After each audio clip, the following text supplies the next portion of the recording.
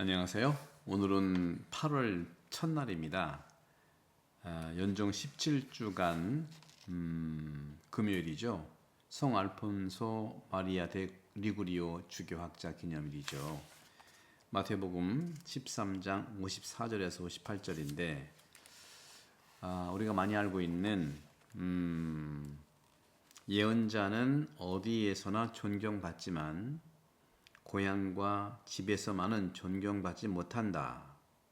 그래서 예수님께서는 고향 사람들이 믿지 않기 때문에 그곳에서 기적을 많이 일으키지 않으셨다고 오늘 복음은 말합니다. 프랑스 속담인가요? 거기에서 그런 말이 있죠. 집안에서 천재는 없다. 집안에서 위대한 사람은 없다.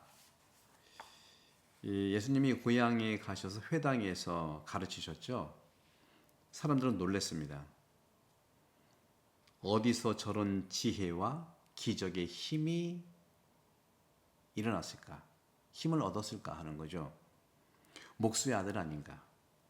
형제는 이렇게 있지 않은가? 누이도 모두 우리와 함께 살고 있지 않은가? 그런데 저 사람이 어디서 저 모든 것을 얻었지?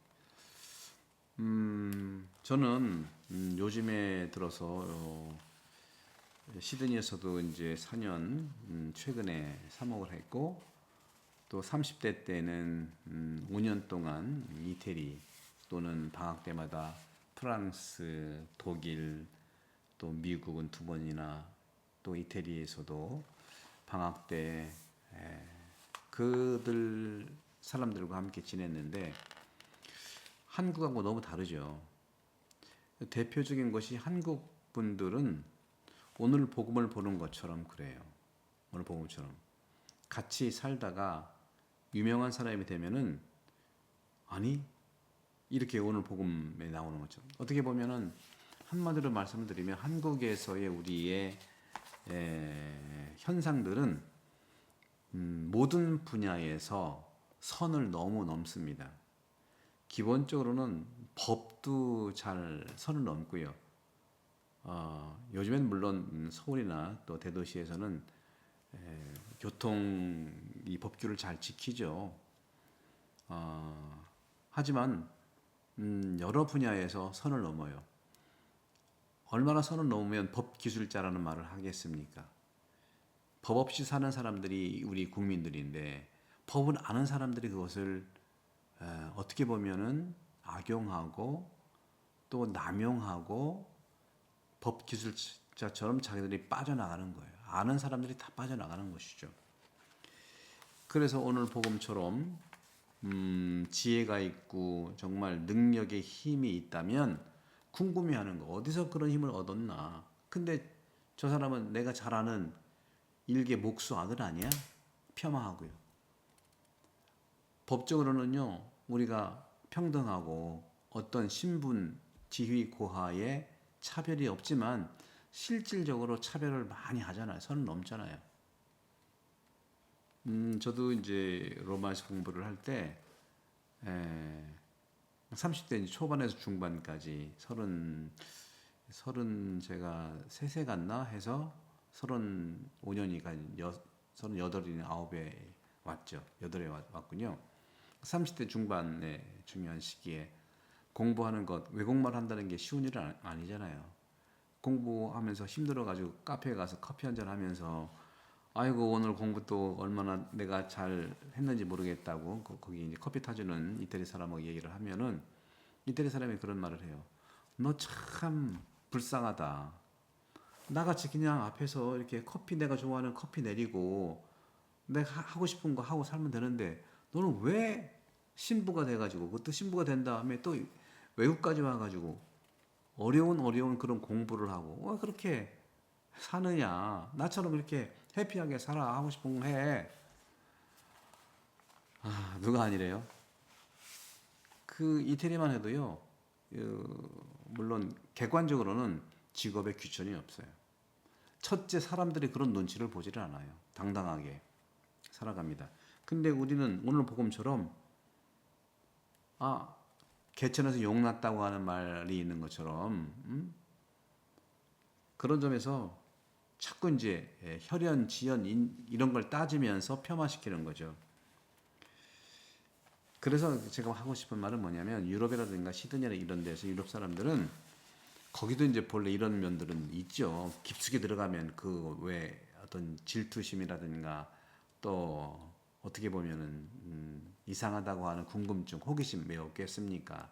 그런데 2000년 동안 복음을 살아왔고 그리고 최근 몇백 년 사이에 시민의식이 발전하면서 국민들의 그 정권, 시민의 정권들이 들어서면서 가만히 그 시민의식이 토대를 보니까 이 복음이더라고요. 선을 넘지 않는 거예요. 그러면 예수님께서 예언자는 어디에서나 존경받지만 고향과 집안에서만은 존경받지 못한다. 그래서 기적을 많이 일으키지 않았잖아요. 오늘날 우리 한국 상황하고 비슷해요. 그래서 저는 한마디로 모든 분야에 선을 넘지 말자. 어떤 선? 상대방에 대해서 특히 법적인 문제도 마찬가지예요. 늘 말씀드리지만 플랜카트에 아니 현행범도 1심, 2심, 3심 가서야 대법원 확정이 돼야 수감이 되든지 안 되든지 하는데 왜 자기가 카더라 통신으로 자기가 믿는 바를 누구한테 들은 바를 믿어가지고 프랜카드에 걸고 현행범 이상의 그런 모욕을 주고 그거야말로 법으로 규제해야 되지 않겠습니까? 표현의 자유인가요? 그게 무슨 표현의 자유입니까? 이런 부분들이 굉장히 중요하다는 거죠. 선을 넘지 법적으로 모든 사람들에 대해서 유죄, 무죄를 따지는 선을 넘지 말아야 되고 그리고 영적으로도 마찬가지죠. 저 사람은 열심해. 그렇게 말할 수 있죠. 근데 열심한지 안 한지는 하느님이 알고 우리가 그렇게 판단할 수가 없는 거예요.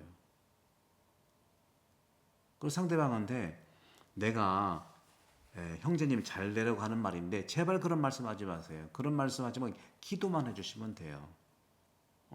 그 사람이 만약에 도와달라고 했을 때는 정말 그 사람을 온 힘을 다해 도와주면 되지만 도와달라고 하지 않고 자기가 보기에 안 됐고 그럼 물어보든지 어떻게 해요?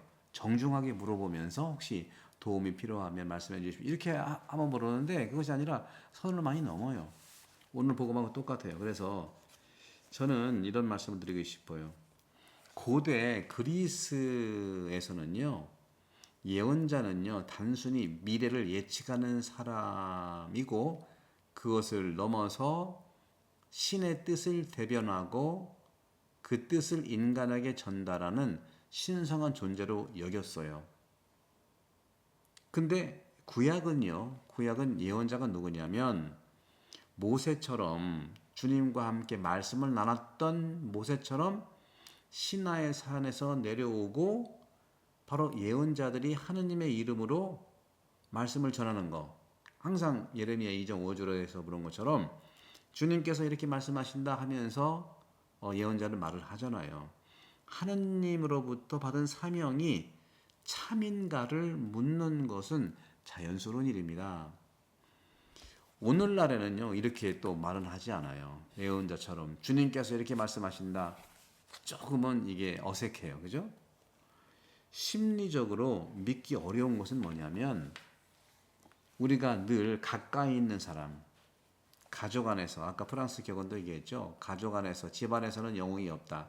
집안에서는 천재가 없다 하는 것처럼 늘 눈앞에 보는 사람들이 일상생활에서 신적 사명을 받았다는 것이 심리적으로 믿기 어려운 거예요.